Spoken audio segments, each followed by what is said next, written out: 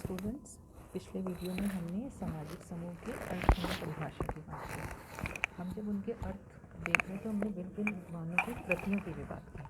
तो आप जब अध्ययन करेंगे तो आप मैकआइवर एंड पेज है, गिलन एंड गिलन है, सोरोकिन जिमरमैन है, इनकी कृतियों के नाम भी याद रखेंगे। कृति मतलब बुक्स के नाम, क्योंकि जब आपका कॉम्पिटिटिव एग्ज़ाम आप कल को देंगे, आप टीचर का या आप कॉलेज के लिए या आप आरएएस का, तो उसमें कभी कभी आपसे क्वेश्चन पूछ लिया जाता है कि मैकआइवर एंड पेज की प्रसिद्ध कृति क्या है, या मैकआइवर एंड पेज ये सोसाइटी किसकी कृति है। तो आप जब अध्ययन करें तो आप अभी से अपना अध्ययन इस प्रकार करें कि आपका कॉम्पिटिटिव एग्ज़ाम्स के लिए भी तैयारी साथ साथ हो। तो आप जब इनका अध्ययन करेंगे तो आप कृतियों के नाम भी याद रखेंगे। तो आज हम समूहों के प्रकारों की बात करेंगे, जिसमें हम प्रथम प्राथमिक समूह की बात करेंगे। चार्ल्स कोयलर ने अपनी पुस्तक सोशल ऑर्गेनाइजेशन में सन 1909 में प्राथमिक समूह की अवधारणा को प्रस्तुत किया। तो अब जब आप प्राथमिक समूह का अध्ययन करेंगे तो आप याद रखेंगे कि प्राथमिक समूह की अवधारणा किसने दी? चार्ल्स कोयलर ने। कौन किस पुस्तक में दी? सोशल ऑर्गेनाइजेशन में। तो कभी कभी ये पूछ लिया जाता है कि चार्ल्स कोयलर के द्वारा किसकी अवधारणा दी गई है। चार्ल्स कोयलर ने प्राथमिक समूह की अवधारणा कौन सी कृति में दी? तो आप याद रखेंगे कि चार्ल्स कोयलर ने अपनी पुस्तक सोशल ऑर्गेनाइजेशन में सन 1909 में प्राथमिक समूह की अवधारणा को प्रस्तुत किया। आपने उस समूह को प्राथमिक समूह के नाम से पुकारा जिसके सदस्यों में आमने सामने के संबंध पाए जाते हों, अर्थात सदस्य एक दूसरे के संपर्क में प्रत्यक्ष रूप से आते हों। इस प्रकार के संपर्क में आने वाले लोगों में मित्र, पड़ोसी, साथी, परिवार के सदस्य तथा सदैव मिलने वाले लोग आते हैं। चार्ल्स कोयलर ने सर्वप्रथम खेल कूद के साथियों, परिवार तथा पड़ोस की प्रकृति को स्पष्ट करने हेतु ही प्राथमिक समूह शब्द को काम में लिया। आपने इन समूहों को प्राथमिक इसलिए कहा क्योंकि महत्व एवं प्रभाव की दृष्टि से व्यक्ति के जीवन में प्राथमिक हैं। अब हम प्राथमिक समूहों की परिभाषा देखेंगे। प्राथमिक समूह का परिभाषा एवं अर्थ। प्राथमिक समूह को परिभाषित करते हुए चार्ल्स कोयलर ने लिखा है, प्राथमिक समूहों से मेरा तात्पर्य ऐसे समूहों से है जिनकी विशेषता आमने सामने के घनिष्ठ संबंध और सहयोग हैं। वे अनेक अर्थों में प्राथमिक हैं, परंतु मुख्यतः इस बात में कि वे व्यक्ति की सामाजिक प्रकृति और आदर्शों के निर्माण में मौलिक हैं। घनिष्ठ संबंधों का परिणाम यह होता है कि सामान्य संपूर्णता में व्यक्तिगताओं का इस प्रकार एकीकरण हो जाता है जिससे प्राय कई प्रयोजनों के लिए व्यक्ति का अहम समूह का सामान्य जीवन और उद्देश्य बन जाता है। इस संपूर्णता के वर्णन के लिए अति सरल विधि हम कहना है। चार्ल्स कोयलर की उपयुक्त परिभाषा से स्पष्ट है कि प्राथमिक समूहों में आमने सामने के संबंध और हम की भावना का पाया जाना आवश्यक है। किंग्सले डेविस के अनुसार कई बार आमने सामने के संबंधों के पाए जाने के बाद भी प्राथमिक समूह का निर्माण नहीं हो पाता। इनके अनुसार एक सिपाही अपने अफसर के आगे झुकता है, उसे सलाम करता है। इनके बीच आमने सामने के संबंध है क्योंकि वो रोज़ मिलते हैं, रोज़ वो उसे प्रणाम या सलाम कर रहा है।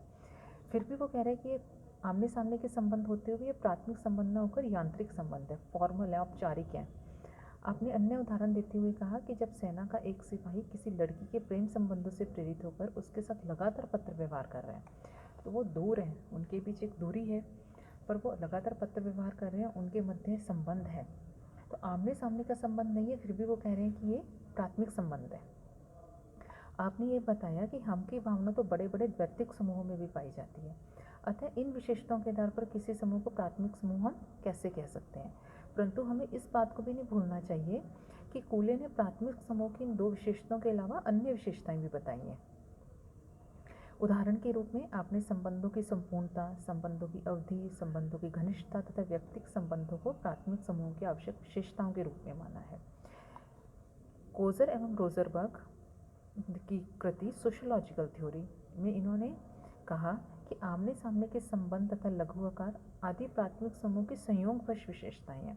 सामाजिक संबंधों का घनिष्ठ होना एक ऐसी आधारभूत विशेषता है जिसके बिना प्राथमिक समूह का निर्माण ही नहीं हो सकता। तो इन पूरे विवरण के आधार पर हम कह सकते हैं कि सामाजिक संबंधों की घनिष्ठता प्राथमिक समूह की सर्वाधिक महत्वपूर्ण विशेषता है।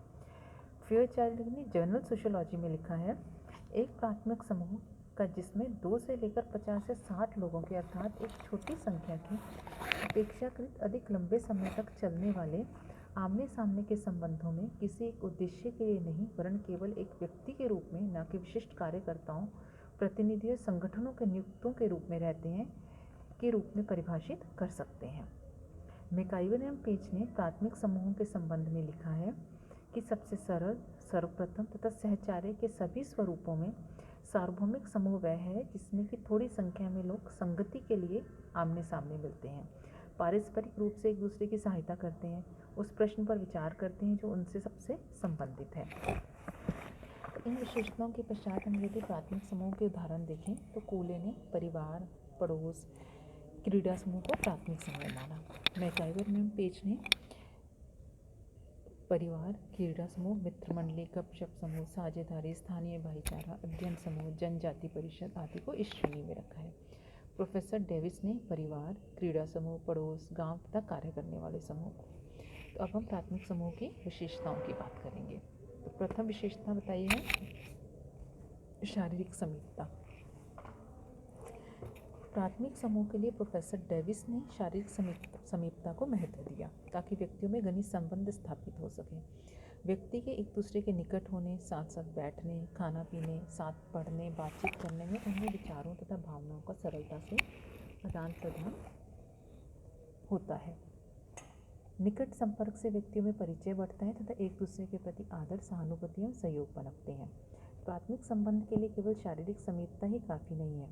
रेल के डिब्बे में अथवा किसी बस में बहुत से यात्री एक साथ यात्रा करते हैं, परंतु वे एक प्राथमिक समूह के सदस्य नहीं माने जाएंगे। इस प्रकार से मेले में अनेक लोगों की शारीरिक निकटता है, परंतु वे प्राथमिक समूह का निर्माण नहीं करते। तो इस प्रकार हम देखते हैं कि शारीरिक निकटता प्राथमिक समूह के निर्माण का अवसर प्रदान करती है, लेकिन अवसर का लाभ उठाना संभव हो सकेगा या नहीं, यह परिस्थिति पर निर्भर करता है। द्वितीय है समूह का लघु आकार। समूह जितना छोटा होगा, सदस्यों में उतनी ही अधिक मात्रा में निकटता और घनिष्ठता होगी। यदि समूह का आकार बड़ा है तो उसके सभी सदस्य एक दूसरे से नहीं मिल पाएंगे, उनमें अंतःक्रिया की मात्रा कम होगी। समूह के बड़े आकार का होने पर व्यक्ति उसकी एक इकाई मात्र बनकर रह जाता है। विशिष्ट व्यक्तित्व के रूप में उसका महत्व घट जाता है तथा ऐसा समूह एक औपचारिक संगठन ही रह जाता है। जॉर्ज सीमल ने प्रयोगों के आधार पर यह ज्ञात करने का प्रयत्न किया कि समूह के सदस्यों की संख्या के घटने बढ़ने का संबंधों में परिवर्तन लाने की दृष्टि से क्या प्रभाव पड़ता है। 2, 3 या 4 व्यक्तियों के किसी समूह में एक भी व्यक्ति के बढ़ जाने से समूह की प्रकृति में अंतर आ जाता है। तो समूह की विशेषता में हमने 2 विशेषताएं देखी, शारीरिक समीपता और समूह का लघु आकार। तीसरा है संबंधों की अवधि। संबंधों की अवधि का घनिष्ठता के साथ सीधा संबंध है। संबंधों का काल जितना लंबा होगा, साधारणतः उतनी ही अधिक मात्रा में घनिष्ठता के बढ़ने की संभावना रहती है। संबंधों में घनिष्ठता का होना प्राथमिक संबंधों की स्थापना के लिए आवश्यक है। निरंतर व्यवहार से ही सदस्यों में एक दूसरे के प्रति विश्वास और आत्मीयता के भाव पैदा होते हैं, जो संबंधों की घनिष्ठता के लिए जरूरी है। उपयुक्त विवरण से स्पष्ट है कि प्राथमिक समूह के लिए शारीरिक समीपता, समूह का छोटा आकार तथा संबंधों की लंबी अवधि का होना आवश्यक है। अब प्राथमिक समूह की आंतरिक विशेषताएं, संबंधों की प्रकृति की बात करेंगे। उद्देश्यों की समानता।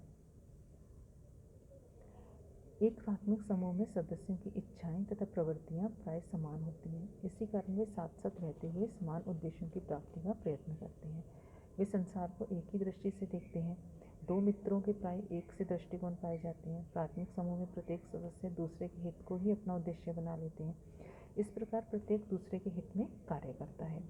तो उद्देश्यों की समानता के कारण ही प्राथमिक सदस्यों में हम की भावना तीव्र होती जाती है। यहाँ सदस्यों के व्यक्तित्व समूह में विलीन हो जाते हैं। उनमें से एक जो कुछ अनुभव करता है, दूसरे भी वैसा ही अनुभव करने को प्रवृत्त होते हैं। ऐसे समूह में कोई भी सदस्य अपने हित का त्याग नहीं करता, बल्कि वास्तविकता यह है कि दूसरों के हित ही उसके हित भी बन जाते हैं। संबंध स्वयं साध्य होते हैं। प्राथमिक समूह में संबंध किसी स्वार्थ अथवा किसी उद्देश्य की पूर्ति के साधन के रूप में नहीं होते। यहाँ संबंध स्वयं ही अपने आप में साध्य या लक्ष्य होते हैं। प्राथमिक संबंधों में इतनी घनिष्ठता पाई जाती है कि ऐसे संबंधों में बनने वाले व्यक्ति एक दूसरे के बिना रहना प्राय कठिन समझते हैं। मित्रों के एक छोटे समूह अथवा एक परिवार के सदस्य में आपसी संबंध ही अपने आप में महत्वपूर्ण होते हैं। ये संबंध स्वयं साध्य हैं, किसी उद्देश्य का पूर्ति का साधन मात्र नहीं। प्राथमिक समूह की सदस्यता इसलिए ग्रहण की जाती है कि उससे किसी लाभ या स्वार्थ की पूर्ति होगी।